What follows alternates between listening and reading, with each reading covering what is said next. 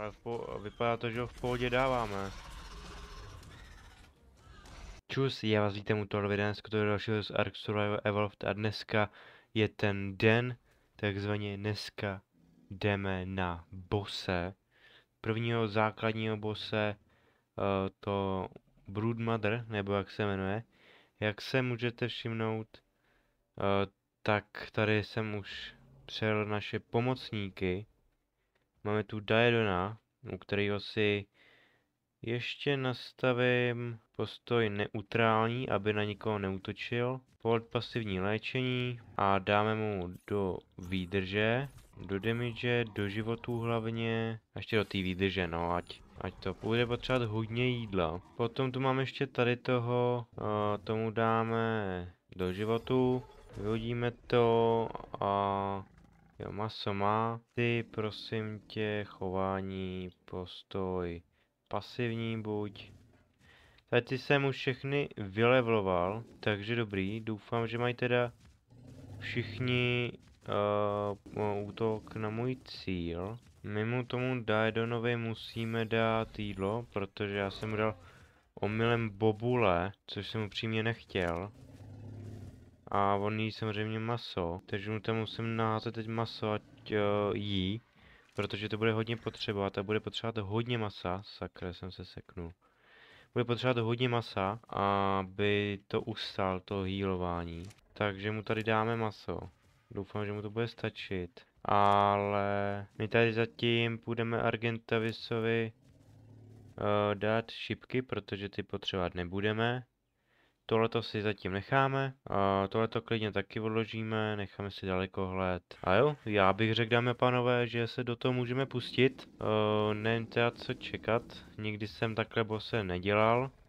Kamaráde, ty jestli nechceš být zakopaný v lídně, tak radši úni. Každopádně máme tady toho Broodmother, potřebujeme artefakt Clever, máme, Hunter, máme a Massive. Máme. Takže máme všechny artefakty. Můžeme jít na první level. Já nevím teda, jaká je to. Asi odtud, viď? To dává ten štít. Aby to nevzalo toho Argentavise. To upřímně nechci, takže ho dáme takhle sem. Daedona pro jistotu dáme sem blíž. Tak a jdeme na to, dáme pane, na nic nečekáme. Ještě se najím. A jsem plný energie a jdeme na to. Potřebuji tady na Jutyrana. Tak, Jutyran. Jdeme na to, dámy a pánové. Jdeme na to. První boss. První boss. 20 dnů to v pohodě máme. Spodo. Ještě 5 sekund, dámy a pánové. Ještě 5 sekund a jdeme na to. Jdeme na to. 3, 2, 1. Jdeme na to. Ještě na něj. Jak to, že na něj nejdou? Jo, teď už na něj jdou. A jdeme na to. Kde je ten Daedon? On tam šel taky. A to ne. Daedon nevole.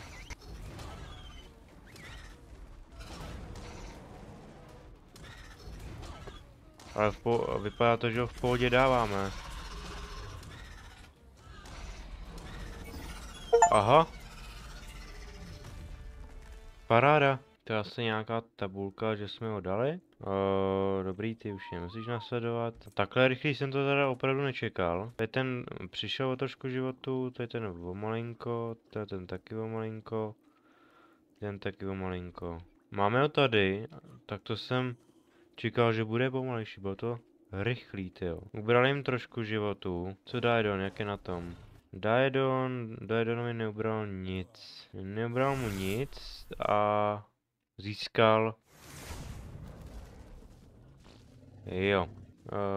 Získal jsem čarodějnický klobouk, paučí vlajku, trofej Tigami Broodmothera a element nějaký. To je možná, že je tady asi nějaký halloweenský update, protože v tu dobu, co to natáčím, tak je Halloween. To je asi tím. Každopádně máme to teda, takže můžeme vlastně jít na další To zase budeme potřebovat Clever Hunter Massive. To se nemusíte bát, to už vás nebudu zatěžovat, to si tam dojdu off screenu. Dráp Argentavy, ty vole, normálně. Na to můžeme jít v příštím videu klidně. Vůbec by jsem se toho nebál. Dráp Argentavice, jed Titanomboy, kůže Sarka, Obratosauropoda. Tohle podle mě všechno máme. Tohle pak nazbírám v offscreenu, takže se nemusíte ničeho bát. A pak to máme tohle, no. To už bude těžší. To už bude těžší. Tohle je střední. Já si je sem budu takhle volat a budu koukat, jestli něco třeba dostali. Protože někteří dostali i level. Máš něco ty třeba? Ne, ten má jenom maso. Ty máš level, takže ti dáme do damage. Ale ty taky nic nemáš. Já to asi projdu teď rovnou. Ty vole, ty to 8 levelů. Takže ti dáme do životu. Jednou do výdrže a jinak do damage. Tohle nebudeš potřebovat, tato si vemu. Tohle nebudeš potřebovat, bobule samozřejmě si vemu. Tolika chytinu, tyjo. Tohle nebudeš potřebovat, to všechno můžeš vyhodit, i tohleto. Tak jo, ty už si teda prázdnej, takže tě odvedu takhle. Ty koukám, že máš hodně chytinu, máš level, dáme ti do životu. To bude chytinu, to nebudu vědět, co s tím normálně. A něco se určitě vymyslí. Ty máš zase tady to, takže to vyhodím a zase jenom chytin, dáme ti zase do životu, sedlo a jdeme ti odvést. Poslední ty máš 3 level, takže životy a damage a ty nemáš nic. Teď ti dáme sedlo a jdeme tě taky odvést. Jutyran asi taky nic nemá, protože nebojoval, že jo, a má level, takže životy, to je jasný. Aby jsem chtěl vyzkoušet tady to. Už to dám. Mám Fashionný Clawbirds, tyjo. Jsem čaroděj normálně. Kouzelník, čaroděj. No, ale mě by zajímalo... jo, já už to mám jenom s tou helmou. No, tak to nevadí, budeme mít takový Fashionný Clawbirds. Jo, takže to mám někam dát, nějaký nástěnný držák. Jo, důkaz své zdatnosti, OK. Máme to tady vůbec někde? Na... Nějaký nástěnný věšák nebo něco takového? Nevidím to tady nikde. Každopádně paučí vajka, to bychom mohli dát. Určitě někam domů to dám, to je jasný. A tady ten element, to nevím na co je, upřímně. Tam jsme dostali nějaký nový engram pointy. Ale od čeho to je? Když tady napíšu to tag, tak tady nic není. Ale mohlo by to být třeba tady, který výroba, dáme tady to nechci, elektrický, kryolednice taky nechci, zbraně, jo, tady máme jenom tady to, takže to tu vlastně nemáme, když tady napíšeme vlastně tag, tady máme, tak možná můžeme dělat tady v tom tag replikátoru, na to budeme potřebovat 100 elementů, 5000 ingotů, 600 krystalů, 800 polymerů, 150 černých perel. No, tak to je teda mazec. Já mám jenom 20 těch elementů, takže vlastně mi to je k prdu, protože to vůbec nevyrobím. My bychom to teoreticky mohli dát někam sem, vlajku. Kam ji otočíme? Abych ji otočil... Tak, paučí vlajka. To je symbol, že jsme to zvládli. Až budeme mít další ten zbourat nebo zvednout. To je vlastně takový ten artefakt. Jo, tak bychom to mohli dát někam, kam budeme dávat i ty zbylí, což znamená třeba, já nevím, třeba ten modrej, až budeme mít tam toho. Pak ten červený, mohli bychom dát takhle sem třeba. A vedle toho pak dáme další. Až budeme mít. No, každopádně tohle je všechno z tohle videa. Upřímně nevím, kam mám dát tu hlavu toho pavouka. Vlastně to tady uschovám do bedny. Ten element, ten element, ne, ho nebudu dávat, já ho dám takhle, sakra. Já ho dám takhle sem. Nedělá se to třeba tady ten tag, ne, nedělá. Tak nic no.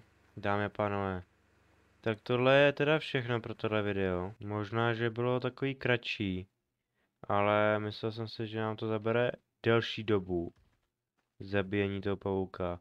No, každopádně v příštím videu nevím, jestli teda půjdeme na toho bosse dalšího, se připravím, anebo jestli půjdeme na toho, jak se jmenuje, Titanosaura. Každopádně, jak víte, tak prostě až uděláme ty bose, nebo spíš toho jednoho bose, toho pavouka, všechny 3 obtížnosti, tak vlastně si dám otárku pauzu na chvilku, pak zase uděláme další, třeba tu gorilu nebo toho draka, a pak si dám zase pauzu a uděláme to poslední. A z arku to bude úplně všechno.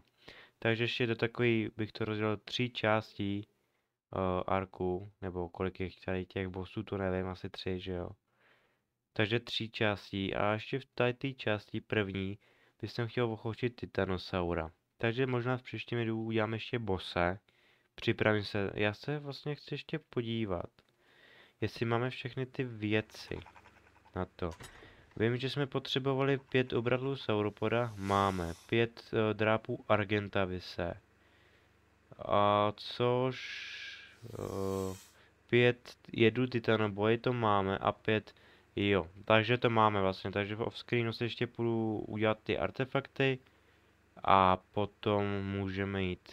Potom ale budu muset sbírat ty obratlé sauropoda a ty jedy, ty titanoboje, protože už to nemám a schází mi to, takzvaně.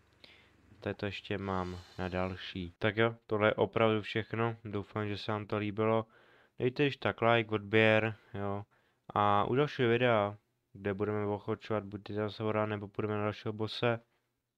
Zatím čus.